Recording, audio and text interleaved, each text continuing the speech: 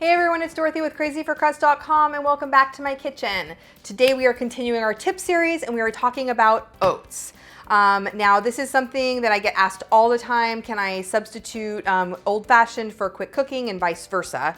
And generally you can, but a lot of times depending on the recipe, using old-fashioned oats, they're thicker and they take a lot more liquid to break them down, and they cook longer. That's why they're not called quick cook oats. And so I don't love substituting them when a recipe calls for quick cooking oats, just because it can add a lot more body to it. You might need to substitute or subtract some flour or whatever. There's a lot of different little substitutions because baking can be so finicky, right? So if you only have old-fashioned oats and a recipe calls for quick oats, it's super, super simple to make your own. And this goes if you want to just make oatmeal too and you don't want to wait for all the time of a regular old-fashioned oats to cook.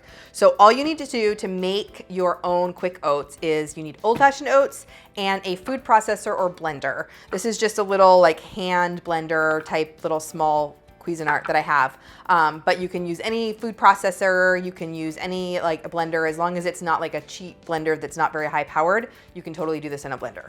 So all you're going to do is you're going to add some old-fashioned oats into your food processor, and then we're going to blend it up, and that's all we have to do. Just pulse a few times.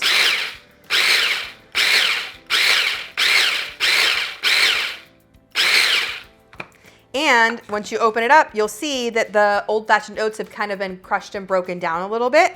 Some of them might still be whole, but that's okay. A majority of them have at least been broken in half. There's varying degrees of how they've been broken down, but that creates the quick cooking oats. It's super simple. And then do yourself a favor. Don't say I used a half a cup of these, so now I have a half a cup. Remeasure this. For whatever recipe you're using. Any leftovers can be stored in a baggie for the next time you're baking. And that's it. That's how you make quick cooking oats. Super simple. I will link some of my favorite recipes down below, like my oatmeal cookies, which you can watch that video up here. They're so delicious and they use quick cook oats. So now that you know how to make them, go and enjoy. Be sure to keep watching for even more tips.